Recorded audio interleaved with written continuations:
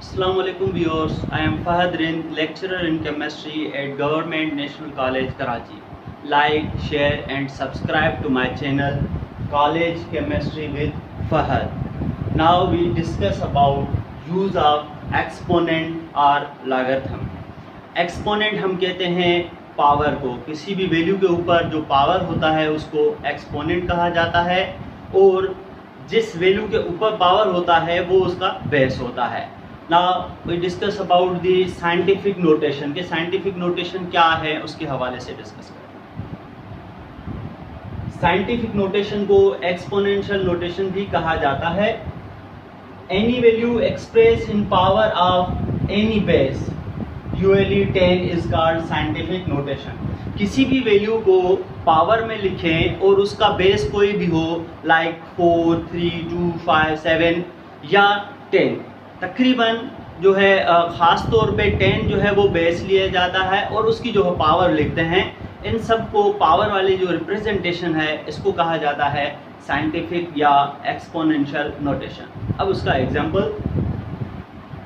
4 power 3। Now 3 is the exponent, 3 को हम कहेंगे कि ये इसका एक्सपोनेंट है और जो 4 है वैल्यू जिसके ऊपर पावर है ये उसका बेस कहलाएगा। 10 रेज़ टू 4, यहाँ पे जो 4 है वो एक्सपोनेंट है या पावर है और जो 10 है वो बेस है। 10 पावर -3 एक्सपोनेंट है या पावर कह लें और जो बेस है वो 10 है। तो ये सब के सब जो है वो साइंटिफिक नोटेशन है, scientific way of writing the value. जो बहुत बड़ी वैल्यू हैं या बहुत छोटी वैल्यू हैं उनको हम साइंटिफिक नोटेशन में लिखते हैं जैसे गलती की गुंजाइश ना रहे। For example mass of electron 9.11 × 10⁻31 kg। अब इतनी जो इसमें अंदर ज़ीरोज़ लगेंगे 30 ज़ीरो लगेंगे 0.30। अब जब 30 ज़ीरोज़ हम लिखेंगे तो ज़ाहिर बात है उसमें एरर के चांसेस भी ज़्यादा हैं। हो सकता है 1-2 ज़ीरो आगे पीछे कर लें या हो सकता है काउंटिंग में गलती कर लें। तो उसको हम क्या करेंगे, हम उसको साइंटिफिक नोटेशन में लिखेंगे कि 9.11 10⁻31 kg। इसी तरह से जो बहुत बड़ी वैल्यूज़ हैं या कोई भी वैल्यू है उसको हम साइंटिफिक नोटेशन या एक्सपोनेंशियल नोटेशन में लिख सकते हैं। अब हम बात करते हैं कि साइंटिफिक नोटेशन जो है वो किस तरह से लिखी जाए। कुछ वैल्यूज़ मैंने यहाँ पे लिखी है। वैल्यू 1 है 1000, दूसरी है 0.001, 0.1 और 10,000। अब इसको किस तरह से पावर के फॉर्म में लिखेंगे। अब इन सब के लिए जो बेस है वो हम 10 सेलेक्ट करेंगे। अब इस वैल्यू के अंदर जितने ज़ीरोज़ हैं 1 के बाद में उतना उसका पावर लिख देना है। तो 1 के बाद में 1, 2, 3 ज़ीरोज़ हैं तो हम इसके ऊपर पावर लिख देंगे 10 पावर 3 और ये साइंटिफिक नोटेशन में हमने रिप्रेजेंट कर लिया 1000। अब हम बात करते हैं 0.001। जब डेसिमल जो है नॉन ज़ीरो डिजिट्स के लेफ्ट साइड पे हो, जैसे कि 0 पॉइंट हो 0.001, 002 या इस तरह से वैल्यूज़ हों, तो हम काउंट करेंगे कि 1 से वो जो डेसिमल है कितना डिस्प्लेस हुई है, उतना उसका पावर नेगेटिव लिखेंगे कि इस डेसिमल को यहाँ पे होना चाहिए 1। अब ये -1, -2, -3 मीन्स के 3 डिजिट जो है ये डेसिमल लेफ्ट पे मूव हुआ है। तो हम इसको लिखेंगे कि 1 × 10 पावर -3। सिर्फ आपने काउंट करना है कि वो डेसिमल उस डिजिट से कितने डिजिट्स तक लेफ्ट में मौजूद है। जितने डिजिट लेफ्ट में मौजूद है वही उसका पावर में लिखना है और ये ख्याल रखना है कि वो पावर माइनस में लिखेंगे क्योंकि डेसिमल लेफ्ट में। और अगर ज़ीरोज़ हैं या डेसिमल राइट साइड पे मूव हो रही है नॉन ज़ीरो डिजिट के तो उसका पावर पॉजिटिव में। तीसरी वैल्यू 0.1। अब इसमें 1 से जो डेसिमल मूव हुई है ये जस्ट एक डिजिट मूव हुई है तो हम लिखेंगे 10 पावर -1 या आप इसको 1 × 10 पावर -1 भी लिख सकते हैं। Fourth one is the 10,000। अब 1 के लास्ट में 4 ज़ीरोज़ हैं तो हम इसके अंदर पावर लिखेंगे 1 × 10 पावर 4। इस तरह से साइंटिफिक नोटेशन या एक्सपोनेंशियल नोटेशन लिखी जाती है।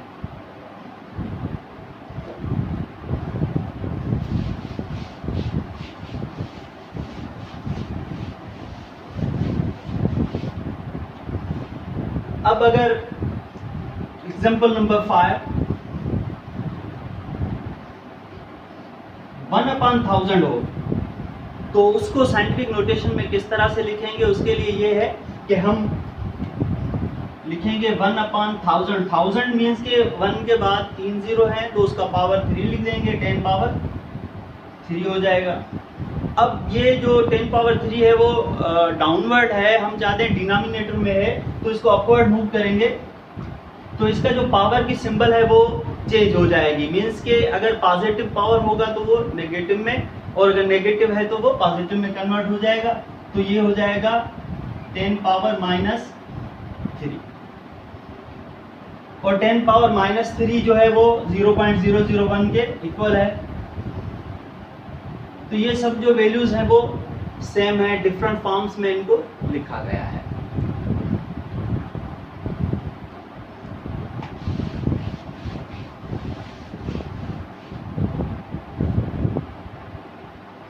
Now we discuss about the logarithm.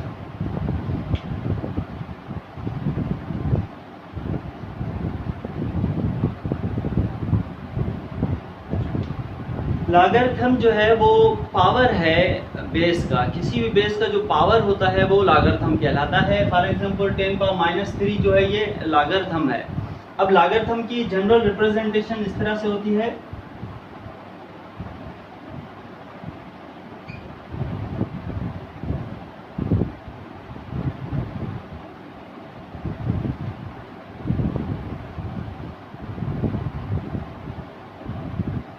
y is equal to a power x.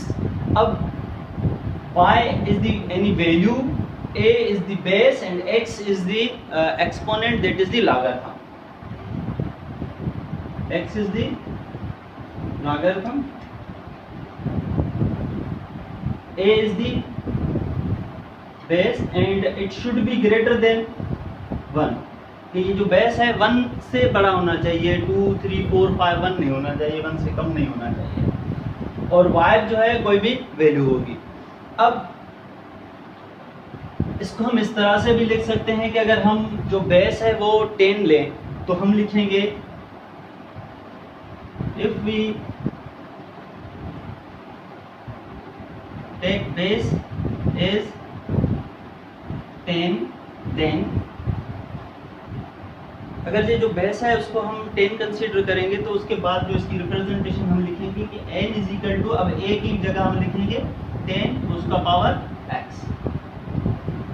x is the logarithm of n having base 10। इसको हम पढ़ेंगे x is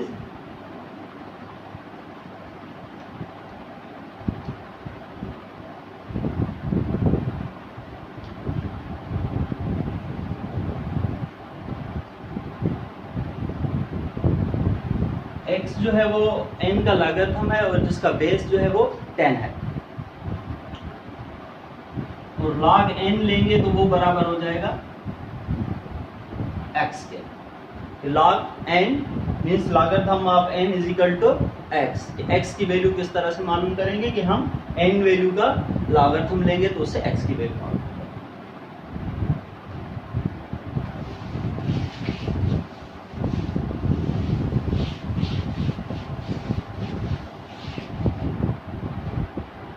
Now the parts of logarithm, logarithm के parts।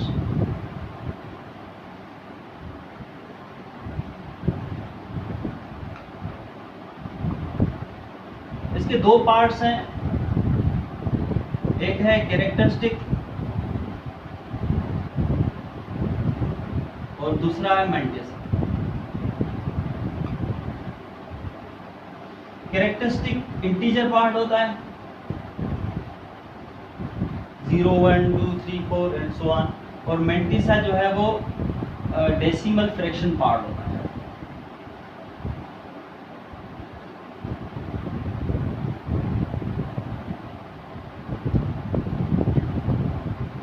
अब characteristic positive भी हो सकते हैं और नेगेटिव भी हो सकते हैं वैल्यू, मगर जो डेसिमल है वो हमेशा पॉजिटिव वैल्यू आती है। अब एक चार्ट में एक्सप्रेस करता हूँ जिसमें मुख्तलिफ वैल्यूज होंगे और उसके लॉग लेंगे और उसका कैरेक्टरिस्टिक जो है और मैंटिसा। फॉर एग्जाम्पल हम कहें कि किसी वैल्यू का हम लॉग ले रहे हैं, कोई भी वैल्यू है, log x हमने कह दिया, उसका जवाब आ रहा है 2.357। अब जो इसके अंदर दो पार्ट हैं, 2 जो है वो इंटीजर पार्ट है, तो हम इसको कहेंगे कि 2 is the character.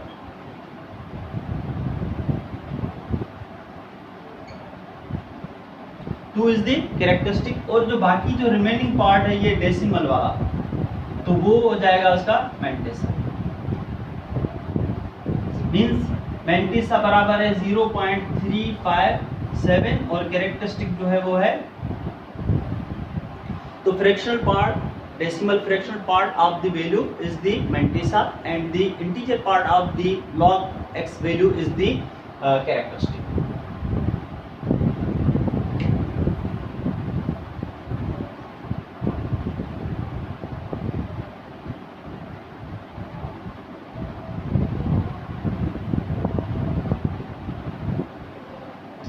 n value, log n value and characteristic. For example हम लिखें कि 1000 है, 100,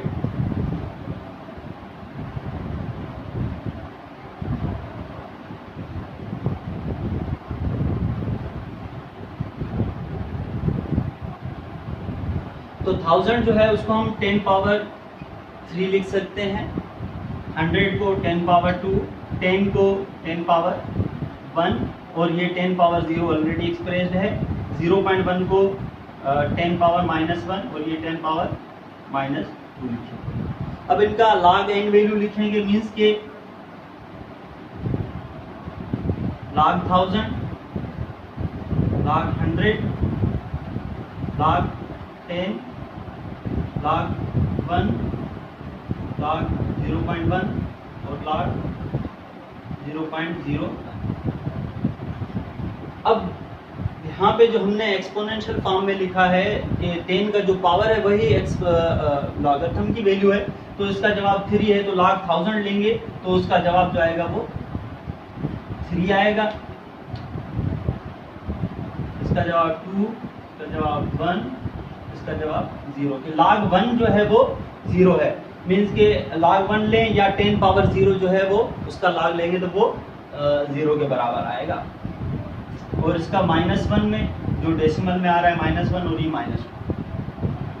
अब ये जो भी सारी वैल्यूज हैं 3, 2, 1, 0, -1, -2 सो ऑन, जो भी इस तरह की वैल्यूज हम बनाएं, तो ये सब के सब कहलाते हैं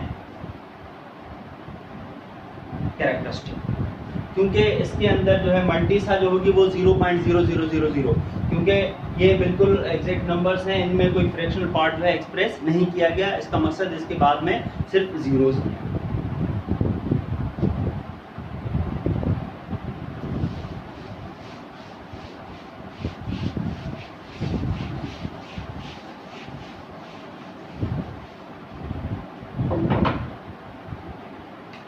Now the part of logarithm, that is the continued use of logarithm in computation.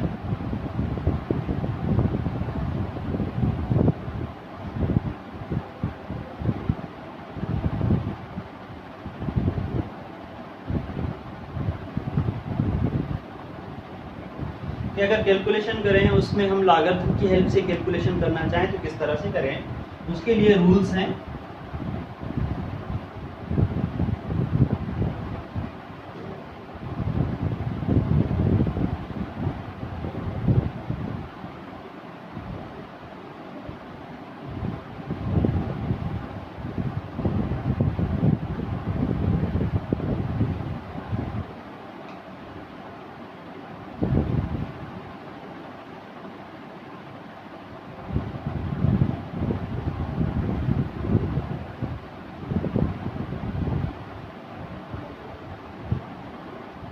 ये 3 रूल्स हैं जो मोस्ट इम्पॉर्टेंट हैं लॉगरिथम की कैलकुलेशन के हवाले से।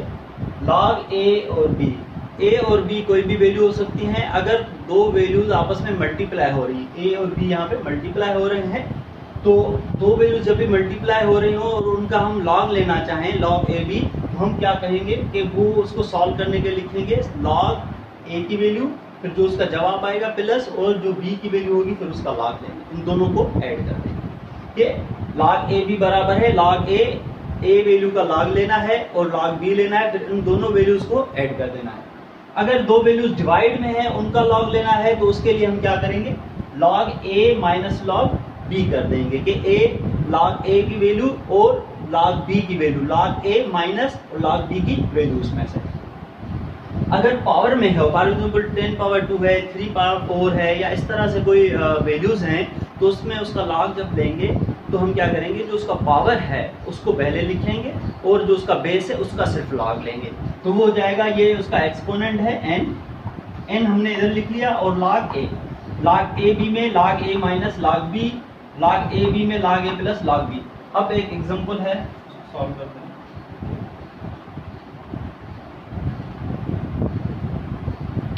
फॉर एग्जांपल x की वैल्यू आपको गिवन हो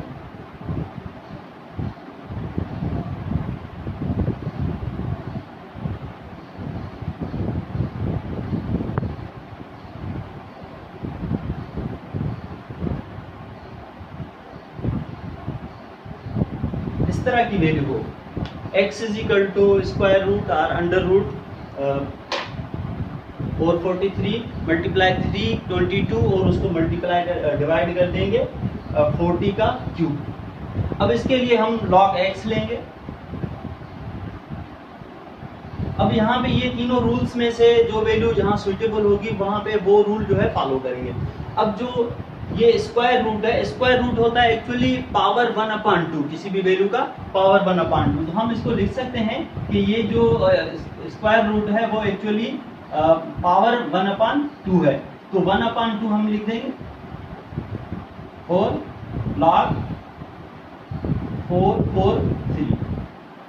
उसके बाद ये वैल्यू इससे मल्टीप्लाई में है, जब दो वैल्यूज मल्टीप्लाई होते हैं तो उनको हम प्लस करते हैं और दूसरी का log लेते हैं। तो अब ये वैल्यू b है और ये वैल्यू a है, log a और log b, इसके प्लस log 321।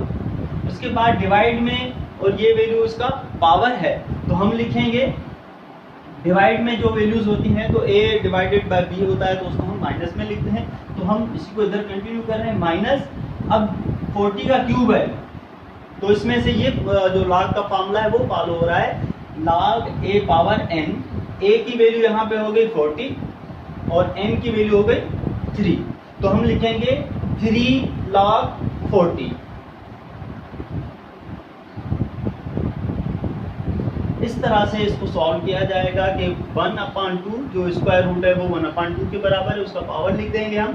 तो वो भी चीज़ मैं यहाँ पे मेंशन कर देता हूँ कि स्क्वायर रूट 443 बराबर है 443 का पावर 1/2। तो ये 1/2 जो है वो n वैल्यू हो गई और ये a वैल्यू हो गई, इसका log लेंगे तो 1/2 log 443 443 लिख देंगे।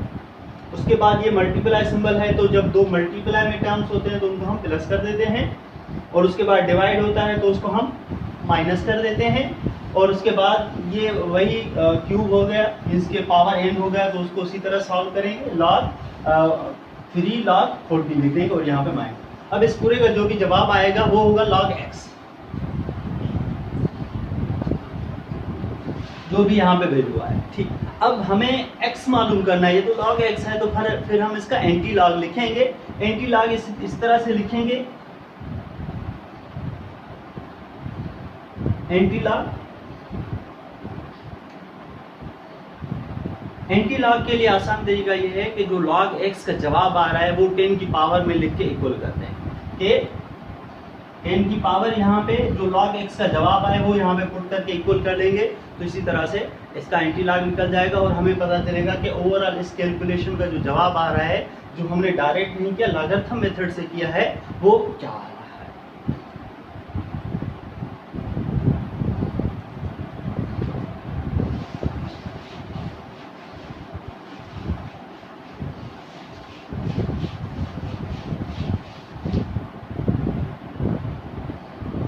Now next topic is error and deviation.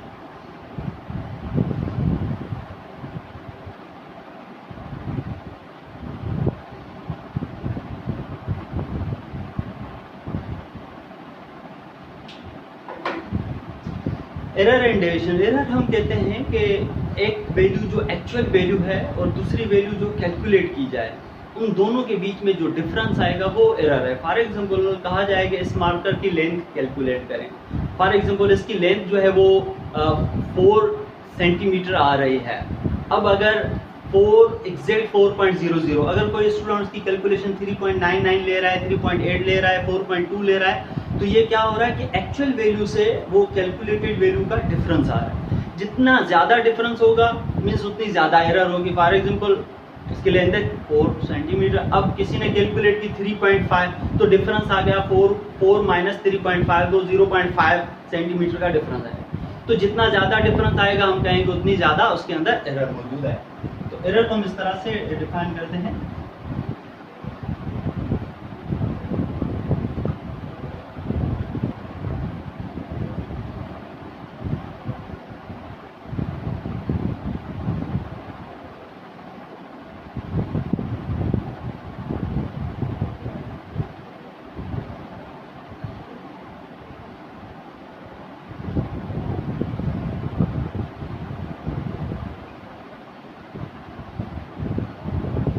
It is difference between measured value and actual value. Errors के दो टाइप्स हैं, सिस्टमेटिक एरर और random error.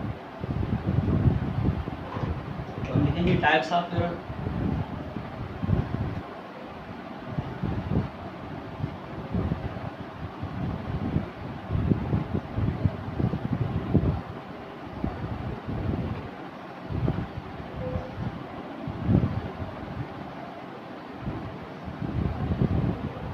Systematic error and random error हम वन बाय वन डिस्कस करते हैं कि systematic error.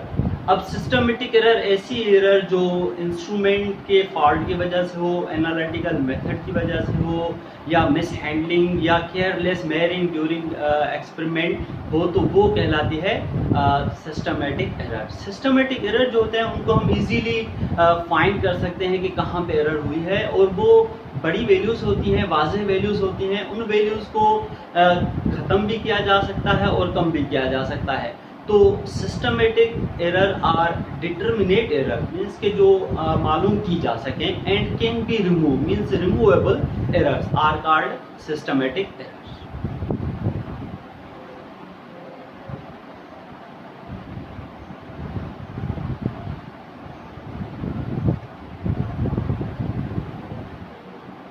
The error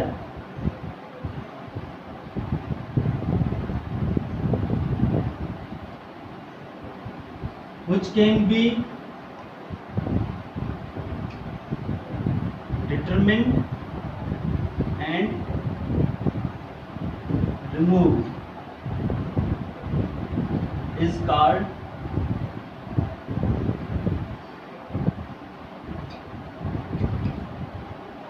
systematic error. This error arises due to defect in analytical method,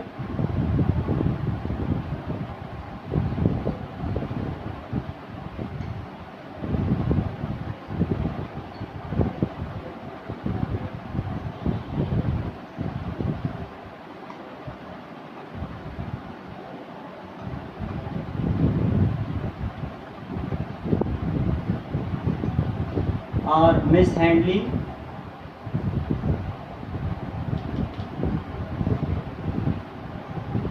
of glasswares.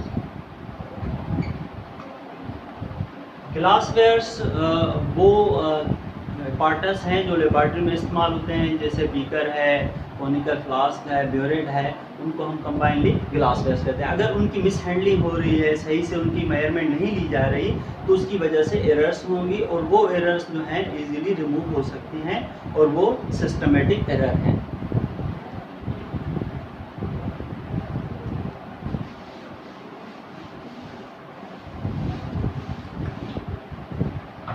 अब इस systematic error के example पे बात करते हैं।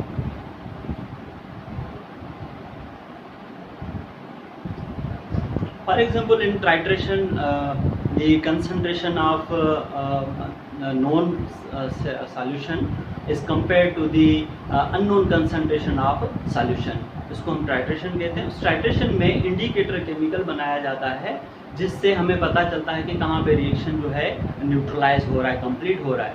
अगर वो इंडिकेटर केमिकल सही तरीके से न बनाया जाए तो उसकी वजह से उसमें एरर आएगा, तो वो एरर भी सिस्टमेटिक एरर कहलाएगा। और इसके अलावा अगर ब्योरेट जो है प्रॉपरली वॉश नहीं किए जाएंगे, कंटामिनेटेड होंगे, तो उसकी वजह से जो एरर्स आएंगे वो सिस्टमेटिक एरर्स कहलाएंगे, और वो एग्जांपल हैं सिस्टमेटिक एरर्स।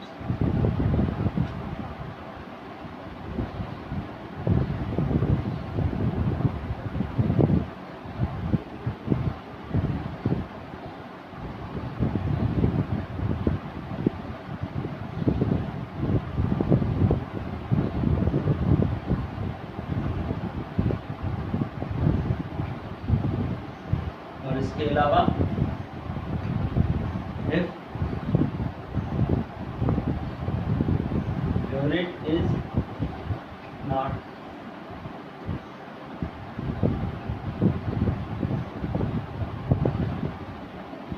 ब्योरेट जो है वो ग्लास का एक ट्यूब है 50 cm क्यूब जिसकी कैपेसिटी होती है 50 ml, जो टाइट्रेशन में इस्तेमाल होता है।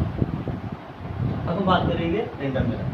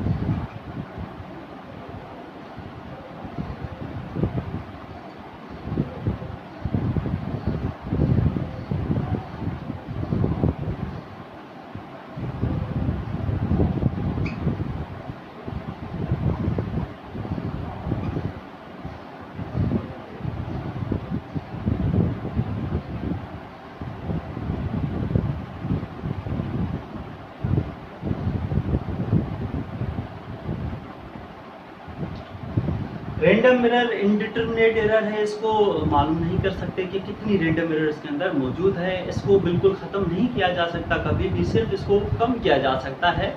और ये जो है वो इंस्ट्रूमेंट जो होते हैं जिसपे हम कैलकुलेशन कर रहे हैं, चाहे वर्नियर कैलिपर है जिससे लेंथ मेजर कर रहे हैं, या इलेक्ट्रॉनिक बैलेंस है, तो उसके अंदर कुछ डिजिट्स की अनसर्टेनिटी होती है जिसकी वजह से उसके अंदर रेंडम एरर रह जाता है, और उसको हम कहते हैं रेंडम एरर, और वो इनडिटरमिनेट होता है।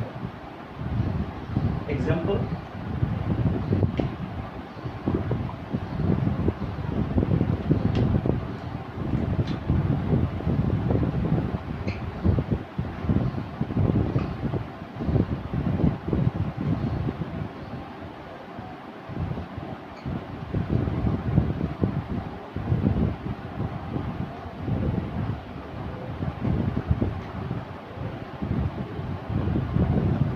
ब्योरेट जो है 50 cm क्यूब यानी 50 ml वॉल्यूम जो है उसकी कैपेसिटी होती है।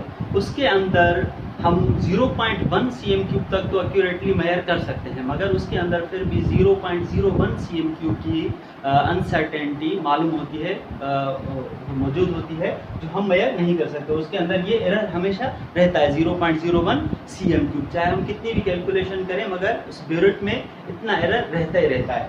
दूसरा एग्जाम्पल है इसका,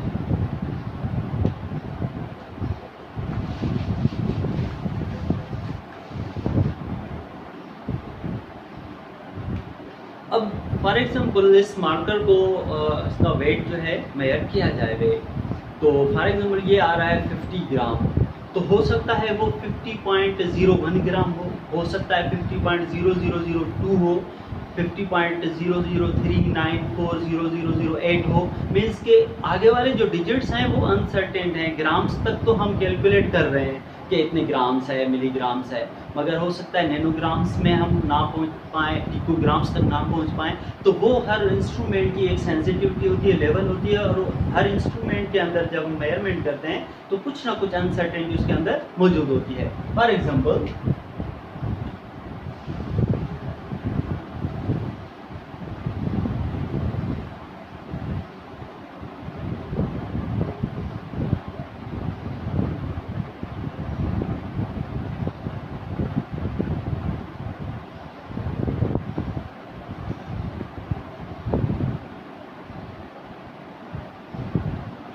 कोई ऑब्जेक्ट है जिसका हम वे कर रहे हैं, एक मैकेनिकल मेथड है जिसपे जो कैलकुलेशन पे जो रीडिंग मिल रही है,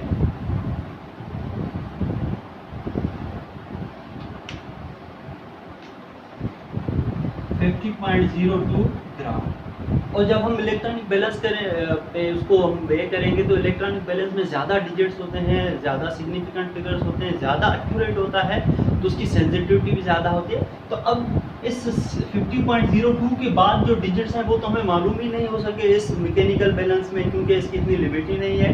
तो इसके बाद वाले जो डिजिट्स हैं वो अनसर्टेन है, जो हमें मालूम नहीं है, और वो रैंडम एरर है, क्योंकि वो हम कभी ख़त्म नहीं कर सकते, कम कर सकते हैं। जब हम मैकेनिकल से इलेक्ट्रॉनिक बैलेंस की तरफ मूव हो जाएंगे तो जो अनसर्टेनिटी है थोड़ी कम हो जाएगी, रैंडम एरर थोड़ी कम हो जाएगी, मगर कभी भी उसको ख़त्म नहीं किया जा सकता। फॉर एग्जाम्पल, इस पे आ रहा है 50.02100305।